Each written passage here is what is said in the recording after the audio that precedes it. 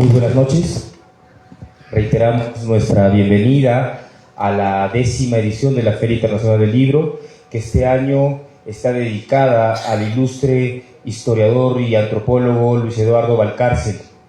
Es por eso que desde la Cámara del Libro y la Lectura del Cusco también hemos querido, junto a los otros organizadores, hemos querido visibilizar la producción más reciente en ciencias sociales en nuestro país. Y es para mí un verdadero privilegio poder presentar el libro que nos trae Miroslav Rachter, un polaco que ya viene viviendo largos años en nuestro país. Creo que es un peruanista también de los últimos que vienen innovando con su propuesta editorial, generando nuevas propuestas también para conocer un poco más de nuestra historia, de nuestra memoria. Y justamente ese es el motivo que nos trae este libro recientemente impreso incluso, ¿no? De manera especial han hecho todo un sacrificio para traerlo a esta edición de la Feria del Libro, y yo le agradezco esa deferencia a Miroslav, porque el libro que presentamos el día de hoy, Los peces cantan en el Ucayali, de Arkady Fiedler, es una reedición que nos permite abordar no solamente el Perú de un momento, sino también la vida y obra de un apasionado explorador de principios del siglo pasado. Me refiero a Arkady Fiedler. Él nació en 1894 y murió en 1985. Fue un escritor bastante popular, fue un viajero, botánico y periodista polaco. Organizó 30 expediciones alrededor del mundo. Este autor polaco ha recibido y ha merecido traducciones en todo el mundo con más de 20 idiomas. Estuvo en el Perú en los años 1933, 1970 y 1978. Su viaje expedicionario llegó a las tierras de los hipivos y conivos de entonces, registró con precisión etnográfica las vivencias de estos pueblos y los perennizó en este escrito que por primera vez ve la luz en español para deleite de especialistas y público en general. Nos acompaña en la mesa quien hará el comentario del libro y también participó de la edición, Cindy Álvarez, una compañera antropóloga también, a quien conocemos por su dedicación a los estudios amazónicos en especial. Tiene una experiencia en el ámbito y creo que eso hace pertinente también su presencia en esta noche. De Miroslav, él tiene una vasta trayectoria también, pero vamos a resumir un poco. Él es lingüista, egresado de la Universidad de Poznań en Polonia, investigador y documentalista audiovisual, un lingüista políglota y traductor. Es también viajero, explorador y guía. Ha producido material precioso, como por ejemplo el que se suscita en el Apu Pituciray, ¿no? Con las sombras, por ejemplo, ¿no? Entonces ese es un trabajo también que creo es un aporte que recién vamos a difundir de mejor manera. Desde el año 2006 vive en el Perú, donde realiza y apoya proyectos de investigación y documentación, proyectos educativos, agrícolas, de promoción turística y exploración. Es director de producción del proyecto www.descubrimientos.p. Ellos han publicado un libro maravilloso, voluminoso, con los descubrimientos más recientes de la historia peruana. Así es que es un gusto también tenerte a ti, Miroslav, y a Cindy. Fuertes palmas para ellos, por favor. Les vamos a dejar en el uso de la palabra.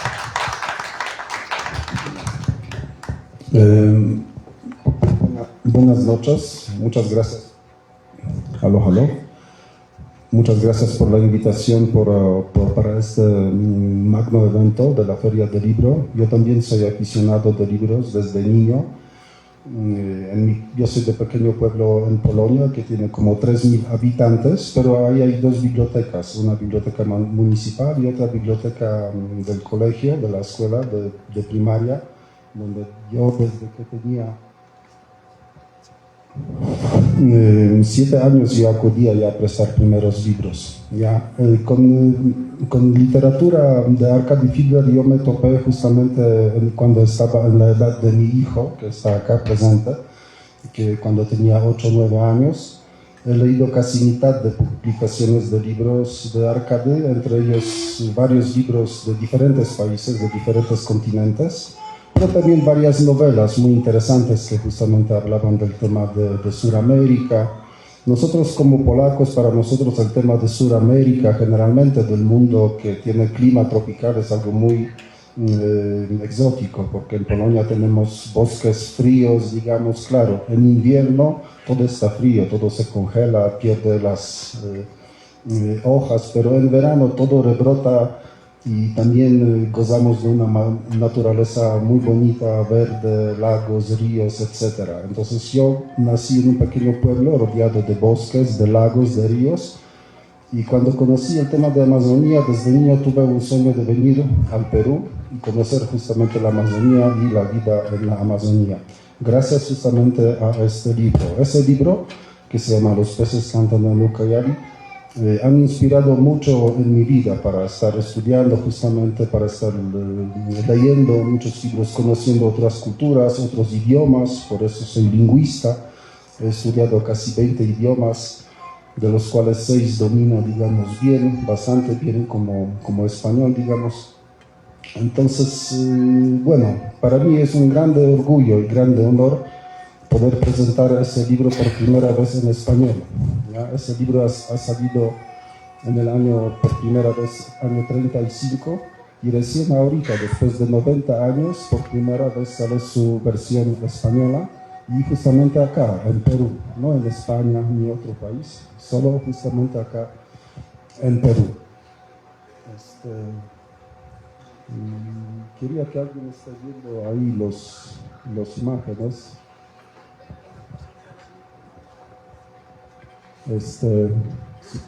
Amigo Pablo, es mi amigo, lo conocemos casi 10 años con Pablo, nos conocimos la fiesta de Paucartambo, hemos pasado muchas cosas interesantes y estoy muy agradecido, Pablo, por esa invitación. Ya, primero una muy corta presentación, bueno, porque también quiero dejar espacio para Cindy. Ya, acá a la izquierda estamos viendo la primera edición del libro del año 35, como se ve, y acá a la derecha tenemos la edición contemporánea, justamente, que hemos sacado ahora. Acá podemos ver otras ediciones, porque como mencionaba al comienzo, el libro ha tenido más que 20, casi 30 ediciones solo en Polonia. Antes de Segunda Guerra ha tenido, desde el año 35 hasta 39, cuando estalló Segunda Guerra, ha tenido 7 ediciones. Tuvo tanta acogida, tanta interés del lector polaco, que cada cierto tiempo se reeditaba el libro, y también estaba complementado por el mismo autor. ¿Por qué? Porque él con tiempo, con cada edición, estaba añadiendo algo nuevo, daba un nuevo comentario, etc. Incluso se nota eso porque última edición del libro, cuando el autor era vivo, era en el año 84. Entonces nosotros nos basamos, en la traducción del libro basamos en la última edición, cuando el autor era vivo, del año 84. Esa es otra edición, digamos, en un papel más económico, porque no se vendía solo libros así bien elaborados, también se vendía unas copias más económicas para todos los bolsillos. Ya, Arkady Fiedler, como mencionó Pablo, popular escritor, viajero, botánico, periodista polaco, autor de 30 expediciones, autor de 30 libros traducidos a 20 idiomas en 10 millones de copias. El libro Los peces cantan en Ucayali ha sido hasta ahora traducido a 14 idiomas, entre ellos inglés, alemán incluso, pero no ha sido traducido al español. Y otros idiomas, digamos, europeos como checo, alemán justamente, inglés incluso ha sido traducido, ruso, ucraniano, húngaro, etcétera, rumano, búlgaro, etcétera, etcétera. Sí.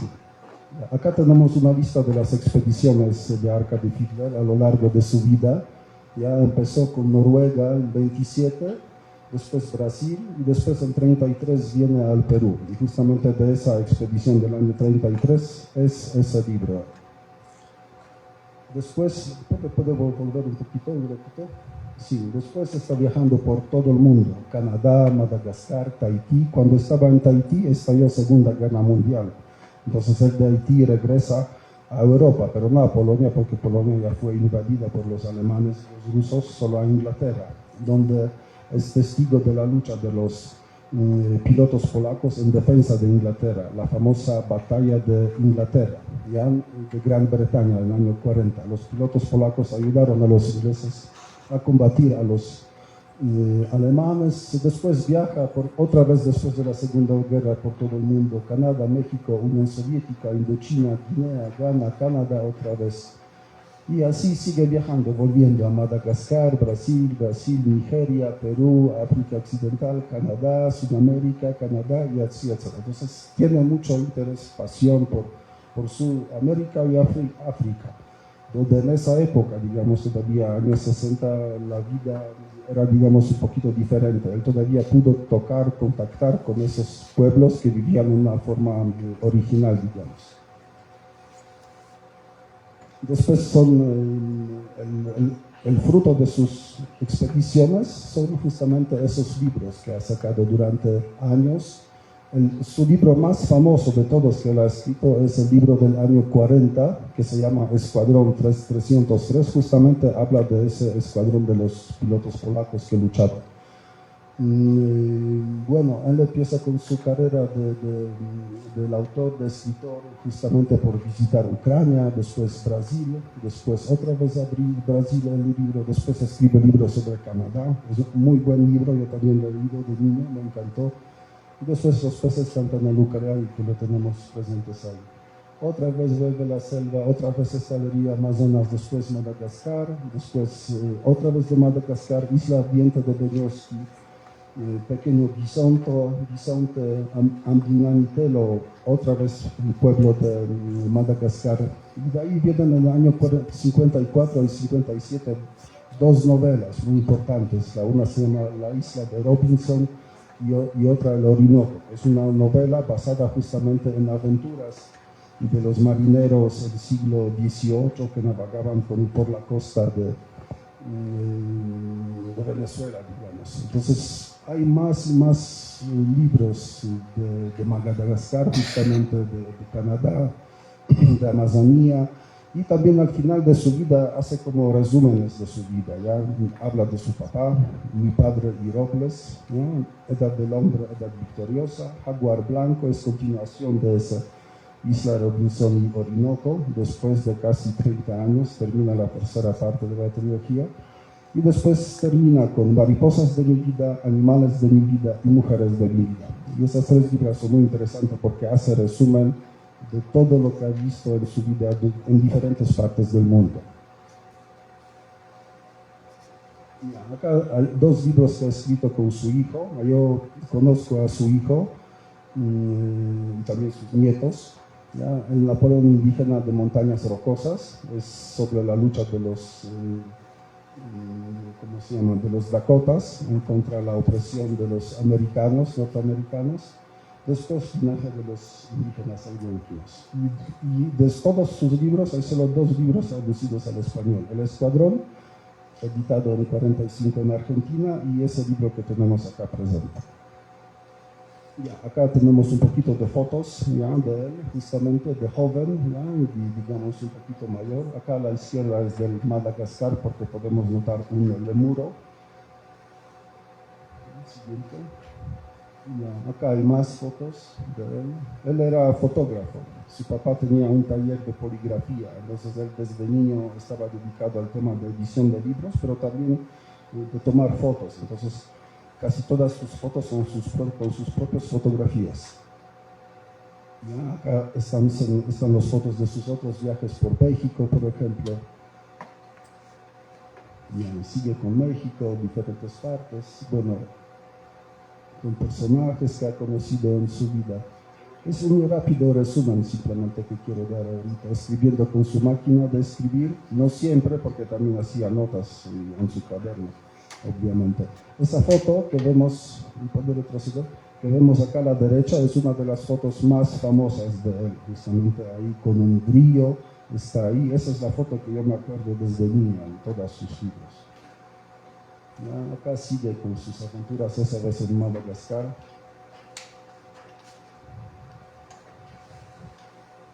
Y acá tenemos cuando está en Cusco, en el año 70 y 78. Machu Picchu, justamente. Acá comprando sus artesanías, obviamente tomando fotos con su vieja cámara. Sí, acá está con los indígenas de la selva. los chupidos y las chanicas, parece. Sí. Entonces él de Polonia ha entrado a ese mundo indígena, cual pudo ver, tocar, convivir un tiempito con ellos para conocer ese mundo, y ese mundo de los indígenas nos transmite en su libro. Y acá está en Cusco, en el año 78. Esa era una de sus últimas expediciones de su vida, prácticamente. Y actualmente en su casa, donde, bueno, ellos tenían con su papá, todavía casa desde comienzos del siglo XX, ahorita esta casa está convertida en un museo. Ellos viven al costado, tienen sus otras casitas, ¿ya? Pero la misma casa, la antigua de la Arcade Figueroa, está convertida en un museo donde tienen exponatos de todo el mundo prácticamente, máscaras, fotos, etc. Vamos a entrar ahí. ¿Ya? Acá en la pared tiene un mapa del mundo donde están marcadas los libros que hablan de diferentes partes del mundo justamente. Acá es otro armario donde se puede ver los libros, pero en diferentes versiones, en diferentes idiomas. ¿Ya? Digamos, hay un libro, son ediciones de diferentes partes del mundo, de diferentes idiomas que salieron. Ahí hay espacio para ese libro que tenemos acá. Está esperando su espacio en ese museo. Sí, acá hay más fotos de sus galerías, porque toda una casa es un museo, con fotos de diferentes partes, justamente. Sí, las máscaras, etc. Afuera también tiene un museo, como son réplicas de monumentos más famosos, más destacados del mundo.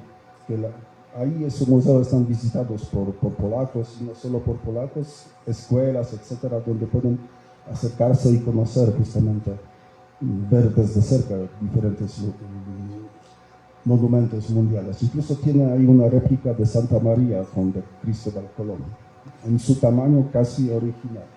Y Puerta del Sol, que también tiene en su jardín. Sí, acá están dos hijos de Arcade, porque Arcade falleció en el año 85, y el señor a la izquierda es Marek Fiedler, y el señor de la derecha es Arcade Fiedler también. ¿Ya? Y en el medio es también Arcade Fiedler, hijo de la Arcade Fiedler y nieto de la Arcade Fiedler. ¿Ya? Ese Arcade Fiedler que está en el medio, ahorita está en Argentina y está en su camino al Perú. Va a venir al Perú en más o menos un mes, y en ese tiempo, digamos mitad de diciembre, vamos a tener presentaciones en Lima, justamente con su participación. Para mí es un gran honor que después de 90 años traduzco su libro y todavía viene nieto del autor y juntos presentamos ese libro. Es una cosa espectacular. Eso es toda una familia justamente de los Fiedler sentados ahí con sus esposas, con sus hijos. Esa foto tiene como ya casi 10 años. El siguiente, acá donde hablaba sobre el Arcade que está viajando, esa es la foto de África. Ese es un Fiat de producción polaca, muy popular en la época años 80, digamos. Se producieron millones de esos Fiats en Polonia. Entonces él, como desafío, también como una broma, y se atrevió a viajar por el mundo con ese Fiat. Ahora tiene problema porque se le ha roto la luna y no puede conseguir una luna de repuesto. Tiene que cortar de una plexiglas. Ya, acá estoy yo justamente con Marek Fiedler y con su hijo también, Marek Fiedler, ya, presentando este libro, Los grandes descubrimientos del Perú, que hemos sacado acá en el Perú en el año 2017. Y esto es nuestro último encuentro en junio este año en Polonia, que nos hemos visto. Al costado de la izquierda es Radosław Fiedler, es otro nieto de Arcade Fiedler, que es decano de la universidad de donde yo vengo. Y en el medio, obviamente, es el Arcade. Ya, acá tenemos dónde empieza la historia, por qué Ucayali, por qué polacos y por qué están en Ucayali. Después de la Primera Guerra Mundial, Europa era devastada, totalmente, ya, por 4 años de guerra, muerte, destrucción, etc. Entonces, digamos, mitad de Europa que participó en la Segunda Guerra quedó devastada. Esa es la época donde al Perú, entre otros países, porque no vinieron inmigrantes europeos, no solo al Perú, viene justamente esa ola de italianos, de alemanes, de franceses, ingleses, y entre ellos también polacos. Ya muchos de ellos también se han ido a Brasil, Argentina, Norteamérica, México, etc. Mucho tiempo antes en Brasil y en Argentina ya existía una acción de, no colonización, es mala palabra, no, a mí no me suena, de objetivo era colonización, ¿no? Objetivo era buscar un asentamiento donde uno puede vivir y desarrollarse a sí mismo y también a su familia.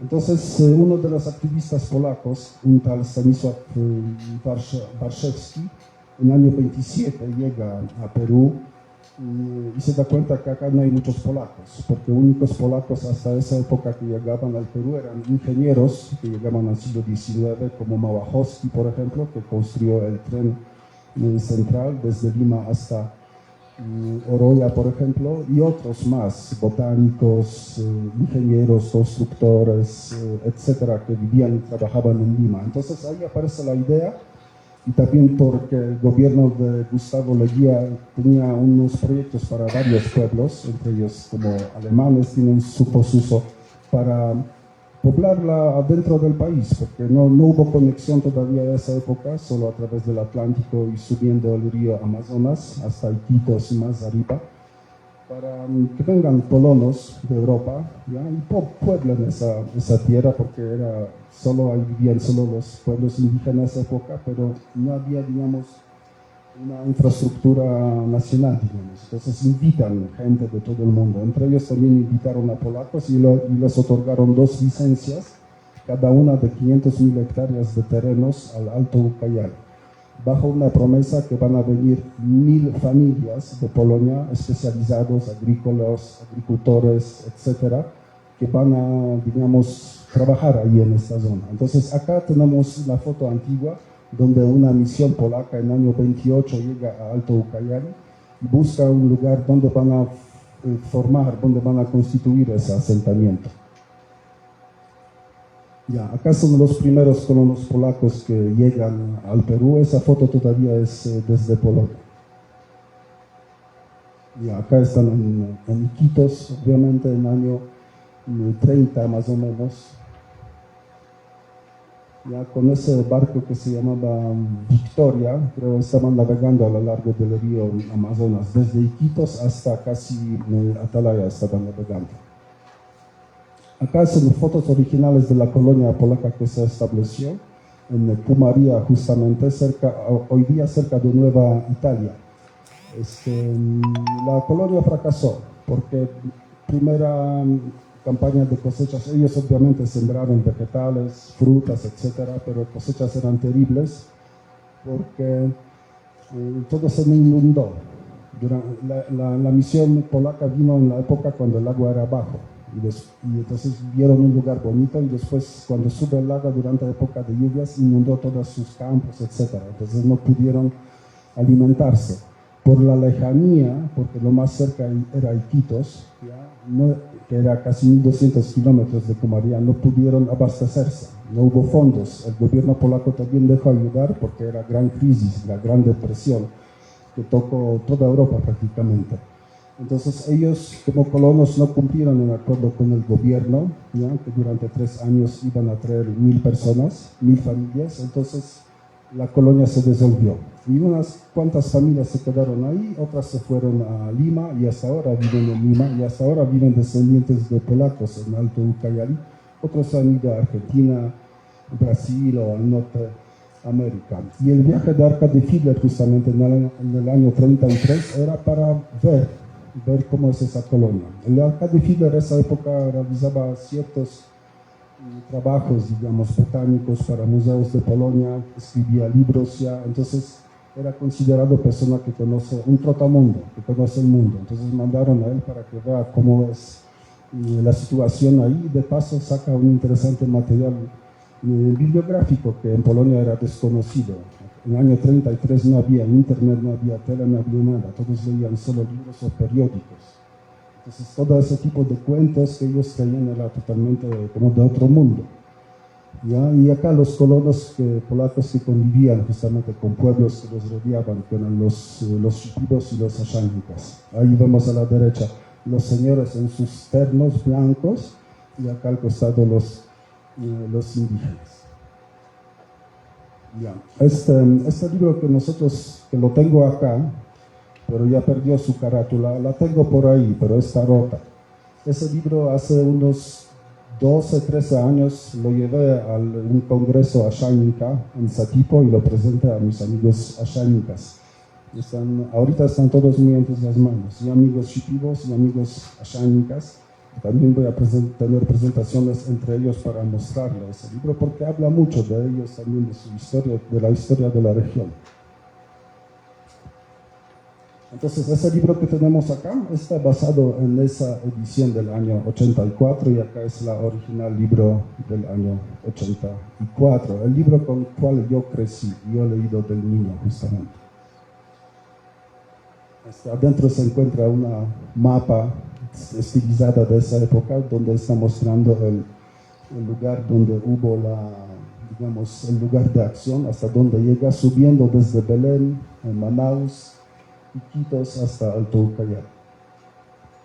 Con ese barco Hilare, ellos atravesaban el Atlántico, desde Liverpool directo a Belén. Imagínense atravesar el Atlántico en un barco así, digamos que ahorita navega por Ucayali, o sea, un tal Henry 5, algo así, era parecido tamaño. Entonces él en su libro describe todo lo que ve, donde viaja, con pasajeros, con quien se encontró, personas destacadas. Es un gran observador porque observa personas, observa situaciones, relaciones entre las personas, etc. Esas son fotografías del libro originales, las palmeras Asai, los barcos que se hundieron por creciente del río, por ejemplo. Papayas,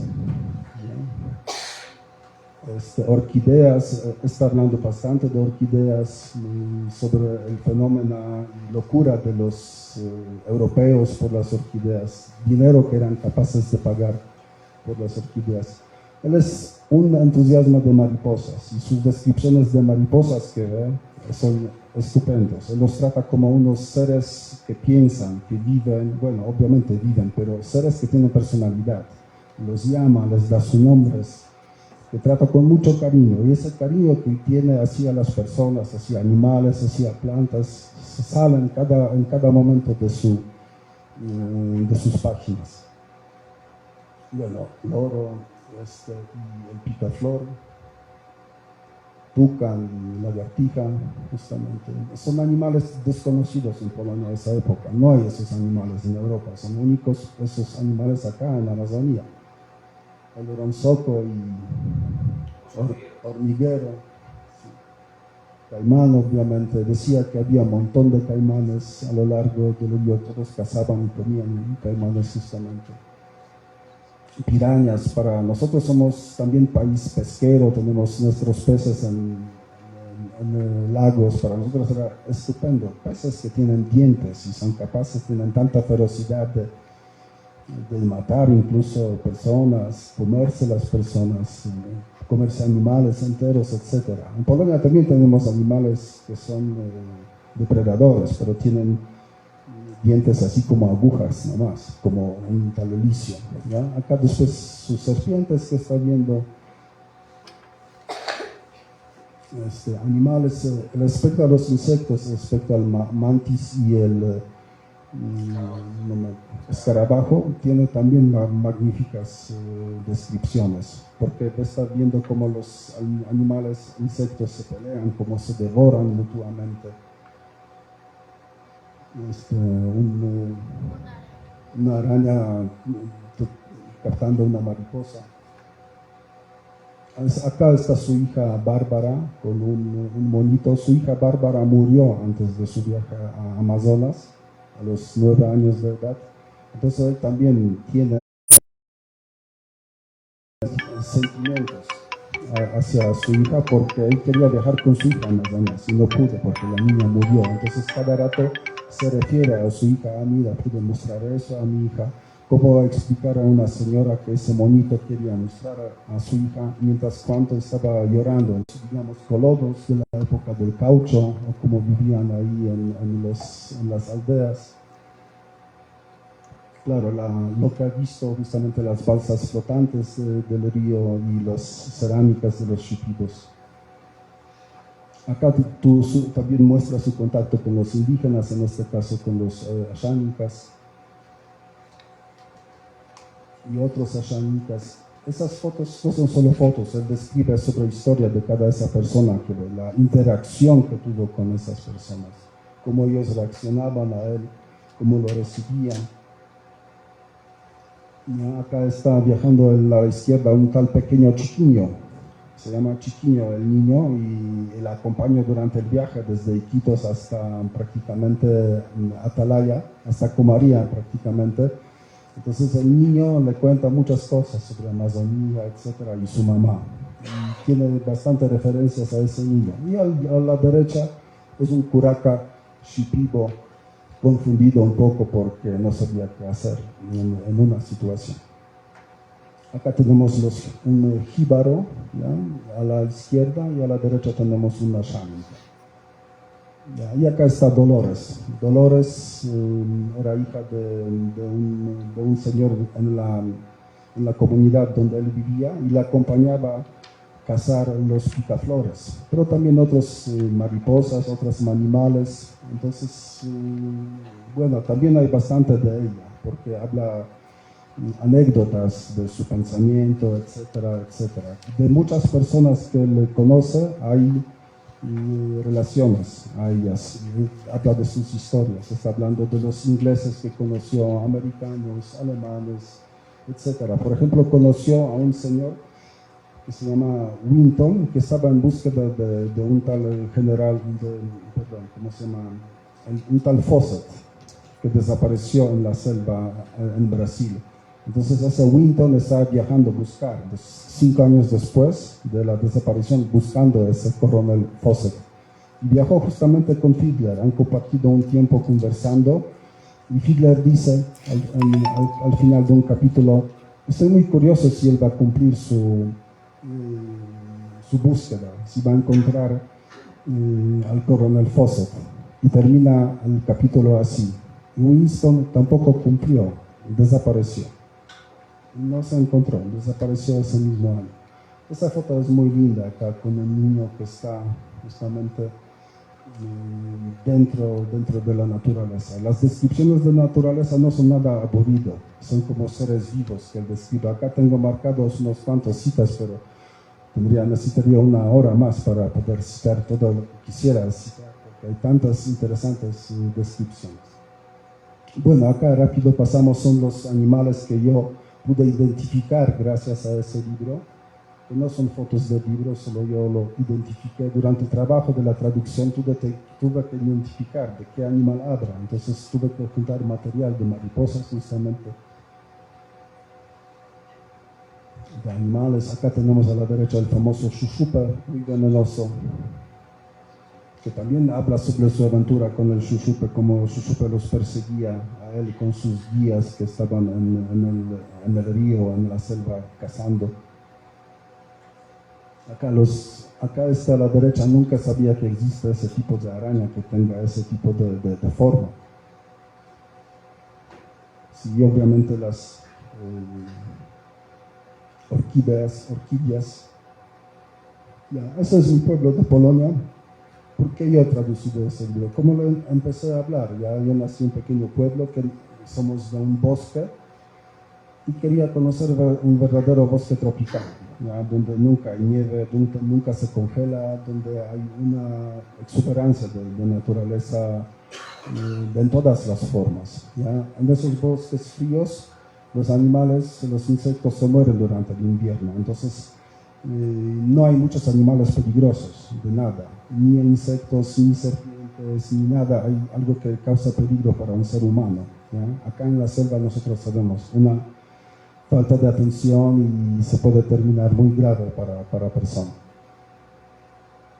Ya, acá quiero agradecer a mis amigos que me ayudaron con ese libro, a Cecilia Albricio Lizarraga, Eloy Ramírez, que han hecho las primeras leídas del libro, y a Cindy Álvarez Flores, que ha hecho una corrección mucho más profunda. Y gracias a Cindy ese libro tiene su versión, digamos, como la tiene en ese momento. También agradezco a Ronald Suárez Mainas, un amigo shipibo, jefe de Cochico, es consejero de los shipibos, que ha escrito también su artículo acá para ese libro, y también a Pablo Jacinto Santos, que es lector Ashaninka de la Universidad San Marcos, que también ha dejado su artículo sobre ese libro. También agradezco mucho a Pablo Ugarte por todo el apoyo durante años para terminar esa obra, porque Pablo ha visto cuánto me costó para poder culminar con esa obra. También te agradezco por esa invitación, esa oportunidad de estar acá. También agradezco al señor doctor José Carlos Vilcapoma, el director del Fondo Editorial de la Universidad de Agraria, La Molina. ¿Ya? Gracias, él ha hecho que ese libro se ha hecho real. Lo hicimos en 2 meses, este libro. Desde el momento cuando yo llegué con el manuscrito, hasta ahorita pasaron 2 meses. Ayer lo recogí de la imprenta, ese libro. Hoy día vine en avión y estoy acá ya con ustedes. Es fresquito, es directo de la imprenta. También quiero agradecer a la señora Antonina Magdalena Śniadecka-Kotarska, embajadora de Polonia, que auspició ese libro y también ha hecho su prefacio para ese libro. La señora es profesora de la universidad, desde años 70 está viniendo al Perú también como antropóloga y también tiene una trayectoria relacionada con el Perú. Entonces para ella ese libro también ha sido importante y como ella indica, en los años 70 ese libro ha sido un grande guía para ella sobre Amazonía, cómo encontrarse, qué se puede esperar acá. También quiero agradecer a la empresa Best Foods, es una empresa inglesa-polaca. Yo trabajo con esa empresa desde 20 años y ellos han financiado la imprenta de ese libro. Y acá son los últimos auspiciadores de la Embajada de Polonia. Este año se está festejando 100 años de relaciones polaco-peruanas. Entonces ese libro se inscribe dentro de las actividades que vamos a tener en Lima justamente con la embajadora, con ministros, con instituciones, etc. El Museo de Arkady Fiedler que hemos visto, un instituto de investigaciones y desarrollo andino IDA, gracias al cual se pudo sacar ese libro. Eso es todo que yo quería decir de mi parte. Si hay tiempo, tengo varias citas porque son muy interesantes en mi opinión, son cosas que me impactaron cuando era niño y por eso yo vine para conocer. Pero muchas gracias, lo paso ahorita. Sí. Buenas noches a todos. Sí, el libro tiene mucho que contar y la exposición de Mire que ha sido extensa porque hay mucho que decir de este libro. Bueno, buenas noches. Mi nombre es Cindy Álvarez, yo soy antropóloga de profesión. Muchas personas no saben muy bien de qué se trata mi carrera, entonces vamos partiendo de una explicación etimológica. Antropo es humano y logía es estudio. Se trata entonces del estudio de la humanidad. Y aunque esta explicación parezca una respuesta poco suficiente, hay que tener apertura para entender su significado, porque estamos viviendo en la era del antropoceno. ¿Qué es esto? ¿Qué es esto otra vez antropo? Esta era se caracteriza por la gran huella geológica que está dejando el paso de la humanidad en el planeta. Seguro que se dan cuenta que porque nos sentimos en tiempos muy vertiginosos, de crisis, revoluciones, vivimos en tiempos de la globalización y gracias a la globalización tenemos aquí este libro que nos lleva por un espacio temporal que despeja el bosque nublado y nos hace mirar la grandeza de la Amazonía. De repente alguna vez también han reflexionado sobre por qué las piezas incas de gran valor son partes de colecciones de los museos del mundo, o por qué Hiram Bingham se llevó las piedras Machu Picchu a la Universidad de Yale. Felizmente ahora ya se repatriaron. Y surge una pregunta, ¿es que acaso los extranjeros conocen mejor nuestra historia que nosotros mismos? Bueno, tal vez sí, tal vez no. Lo cierto es que los vestigios históricos y las historias sobre el Perú, que los moviliza a conocer nuestro país, a su gente, a enamorarse, a tener familia y volverse parte de este país a través de sus hijos. Por otro lado, mirar las cosas desde fuera, sin ser parte de la cultura local, tiene una parte positiva, que es la libertad, no solo para poder opinar, sino para poder observar los hechos tal como suceden. Y puedo decir que esta es una parte que me gusta mucho del libro. La crítica a la cultura y a la idiosincrasia de la sociedad peruana y brasilera que hace el autor, que no necesariamente es a través del juicio de los hechos como buenos o malos, sino a través de la descripción del asombro que le produce las diferentes situaciones que observa. Arcadi Flieder, a través de sus vastas vivencias en sus innumerables expediciones, obtuvo la capacidad para ver el mundo de una forma muy comprensiva y desde diferentes enfoques, social, histórico, biológico. Y su contribución fue plasmar todas sus vivencias en sus libros, y uno de los más reconocidos fue justamente Los peces cantan en el Ucayali, que se trata de su travesía cruzando el Atlántico y embarcando en la desembocadura del río Amazonas en Brasil hasta llegar al río Ucayali en Perú. En la historia fueron dos las expediciones más famosas hacia el río Amazonas. La primera fue a inicios de la colonia española, con Gonzalo Pizarro y Francisco de Orellana, que inició en Quito en 1541 y duró 8 meses, documentada por Fray Gaspar de Carvajal en su crónica Relación del nuevo descubrimiento del famoso río Grande del Amazonas. Esta expedición estuvo caracterizada por un sinfín de peripecias que llevó a ambos socios a la decisión de separarse para que un grupo retorne en búsqueda de alimentos y provisiones. Sin embargo, no volvieron a encontrarse, y fue Francisco de Orellana quien continuó solo con su tripulación, llegando a la desembocadura del Amazonas. Años más tarde volvería a hacer esta travesía otra vez, pero sin éxito, y desapareciendo en el intento. La segunda expedición se hizo un siglo más tarde, en el año de 1640, y estuvo al mando de Pedro de Teixeira, y fue documentada por el padre Cristóbal de Acuña en su crónica Nuevo descubrimiento del gran río Amazonas. Pedro de Teixeira era un noble portugués a quien los brasileros admiraban y le atribuyen la conquista del Amazonas, pues en su expedición los portugueses definieron los hitos de la Amazonía brasilera, haciendo un trabajo de expulsión de los franceses y holandeses que se estaban estableciendo en ese territorio. Había distintos motivos que impulsaron a las expediciones. La de los religiosos eran obviamente la transformación al cristianismo de los pueblos indígenas que encontraban a su paso. También estaba la búsqueda del dorado, del paititi o el país de la canela. Flieder dedica un título del libro para narrar esta expedición, la de Orellana. Cabe mencionar en este contexto que también aquí en la región sur tuvimos una expedición hacia el dorado, porque hasta ahora escuchamos historias de que ese lugar existe, y en ese tiempo todos los expedicionarios estaban convencidos de que el dorado existía con todas sus promesas y riquezas. Esta expedición en el sur estuvo a cargo de Juan Álvarez Maldonado y se realizó en el río Madre de Dios, y fue en el año de 1569. Bueno, buena parte de la tripulación estuvo a cargo de Juan Álvarez Maldonado, pero buena parte de la tripulación estaba conformada también por indígenas locales, los runas, los naturales de esa región, ¿no? La expedición de Flieder hacia la Amazonía peruana fue en el año de 1933, unas décadas después de la incursión de Roger Casement, personaje principal de El sueño del Celta, obra histórica de Mario Vargas Llosa.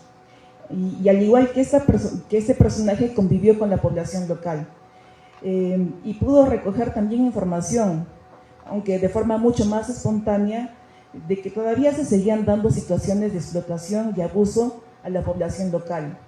Flieder hizo su travesía en una época donde la explotación del caucho se hallaba en declive, situación que narra en el libro. A pesar de esto, la época del caucho en la Amazonía había dejado vestigios monumentales, vestigios monumentales que terminaron siendo devorados por el bosque, de lo cual el autor se sorprende. Esos vestigios, esos monumentos eran la ópera de Manaos y el ferrocarril de Iquitos. Este ferrocarril, dice el autor, daba vueltas en círculos por la ciudad. También había, esa época del caucho también había dejado una mixtura de gentes. Describe a los caboclos de Brasil y a los cholos del Perú. Es tanto el aporte de este libro que nos podríamos pasar el tiempo hablando de cada capítulo, como si de nuestras propias experiencias se tratara. El conflicto por Leticia, el recelo de los americanos con los chinos, que ahora volvió a aflorar con el puerto de Chancay. La práctica de la reducción de cabezas, realizadas por los jíbaros o aguajún. ¿Cómo estas salían de la Amazonía? Podemos constatar que esto ha quedado en el imaginario colectivo del mundo, aunque con la confusión de que se trata de una práctica vudú de las tribus africanas, que incluso ha sido llevada al cine. Deben haber visto la escena del autobús noctámbulo en la película de Harry Potter y el prisionero de Azkaban. Para ir terminando mi comentario, quiero decir que este libro me ha gustado mucho, no solo porque describe el comportamiento humano, los sentimientos y sus emociones, sino que Arkady Flieder es un acucioso observador del bosque, del comportamiento de los animales, porque describe las diferentes vivencias que tuvo con ellos, desde las más entrañables hasta las más peligrosas y misteriosas. Los peces cantan en el Ucayali, desde su título. Es un libro impregnado por la magia de la selva, esa de la que probablemente nos han hablado nuestros padres y nuestros abuelos, cuando alguna vez la exploraron. Pero es una lástima que toda esa cosmovisión y mitología que se ha originado en la Amazonía se esté perdiendo, porque se está poniendo por encima del valor meramente económico, por los recursos que se extraen de ella, como el oro, la madera, entre otros, y no se está orientando a su desarrollo.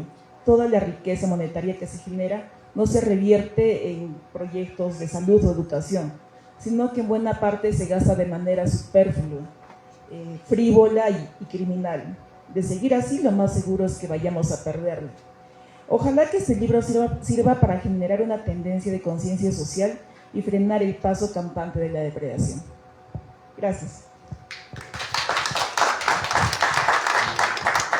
Muy bien, Silvia. Me permiten un fragmento, porque no puedo salir de acá sin leer un fragmento. Ya, uno de los primeros, tengo acá marcados como 15 muy buenos que hacer, pero no hay tiempo, ya, así que déjenme, por favor, leer uno. Habla de una situación en Iquitos, donde se acerca a la orilla y ve que viene un maderero, quiere vender su madera en Iquitos, pero los comerciantes lo quieren cobrar muy barato. Entonces, acá tenemos una situación. Un día, Tadeo Víctor, mi digno anfitrión, después de regresar de la ciudad, me contó en la orilla del Amazonas estalló una gran pelea. En el malecón, debajo del puerto, la tarde anterior había atracado al borde del río una gran balsa que venía desde Ucayali. La controversia surgió a raíz del precio descaradamente bajo de los agentes que los agentes ofrecieron por la sana y buena caoba, diciendo que era de calidad inferior. El maderero, llevado por la desesperación, no pensaba someterse a los abusadores, pero al final va a ceder, dije. Probablemente cederá, afirmó Víctor, porque no tiene otra salida. A Manaos, que es otro punto de venta, hay desde aquí 2.500 kilómetros. Por otro lado, eso ya es el extranjero, entonces no iba a bajar hasta ahí. Sin embargo, por ahora está inflexible, se puso duro. Llevado por la curiosidad, me fui al río. Ya de lejos había visto un grupo de decenas de curiosos viendo el escándalo. Precisamente llegué para el final o punto culminante. Dos agentes de corbata, mestizos y con ambiciones, encogieron sus hombros despectivamente y salieron a la orilla. Aparentemente dijeron la última palabra. El maderero les seguía con visión inconsciente. Su cara estaba roja de la conmoción. Luego los insultó, agarró el hacha y en unos cuantos pasos alcanzó a los agentes. Golpeó a uno con el mango del hacha en la cabeza y lo mató al instante. Al segundo, fallando la puntería, le rompió la mejilla. Con un salto rápido volvió a la balsa y con el hacha cortó las sogas que unían los troncos a la orilla. Luego, como un loco, golpeaba los nudos con el filo, aquí, allá, en todas partes. La balsa llevada por la corriente empezó a alejarse de la orilla y a la vez desintegrarse en partes. Estaba furioso, feroz, silencioso, como un demonio mudo, saltaba de un tronco al otro, pegaba con el hacha, desgarraba. La rabia le daba una fuerza sobrehumana. La balsa destruida desapareció. Los troncos de caoba dispersos en un área enorme corrían a lo lejos. En un momento gritó fuertemente, tiró el hacha hacia la orilla como si estuviera amenazando a alguien por última vez y cayó en el agua. Se hundió casi de inmediato. Todo esto pasó tan rápido que la gente no tuvo tiempo para rescatarlo. Ya, ese es uno de los fragmentos. Hay muchos de diferentes temas. Les recomiendo ese libro. Muchas gracias.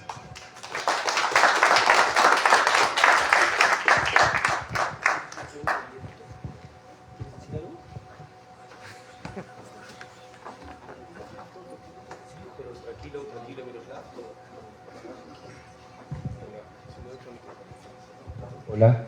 Bien, una vez más, agradecerle a Miroslav Rachter, el traductor de este valioso libro, que creo que hemos visto una novedad que a todos nos atrae, no solamente por su valor testimonial, sino también por la profundidad con la cual este gran expedicionario, Arkady Fiedler, vio a nuestro país y también lo amó. Creo que es algo que también has heredado y qué lindo saber que esos libros que te han perseguido desde niño, con el tiempo, se han vuelto también tus libros, que creo que es algo maravilloso que nos sucede a los lectores, cuando hacemos un libro nuestro, ¿no? Y nos acompaña toda nuestra vida. Así que un fuerte voto de aplausos para Miroslav Rachter. Vamos a agradecerle también a Cindy Álvarez, ella también hace parte del proceso editorial, antropóloga, especialista en temas de Amazonía, y bueno, de esta manera damos por concluida esta presentación del libro para anunciar la siguiente, donde tendremos la presentación de un poemario de un poeta joven de Espinar, a quien estaremos acompañando, de Dani Umasi. Así es que se llama Ángel el libro, y bueno, los invito a que se queden para que terminemos esta jornada, siempre en poesía, siempre en favor de literatura. Así es que una vez más, muchas gracias y seguimos con la Feria del Libro.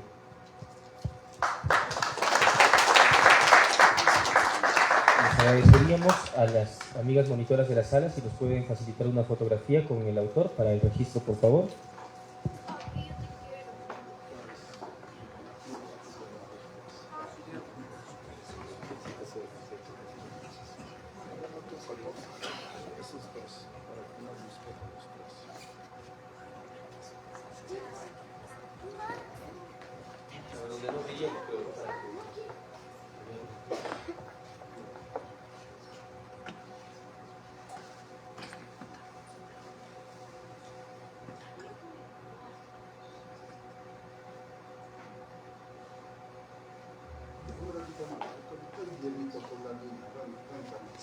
Carmencita. Es nuestro hijo Guillermo y acá es su hijo, también Banderas.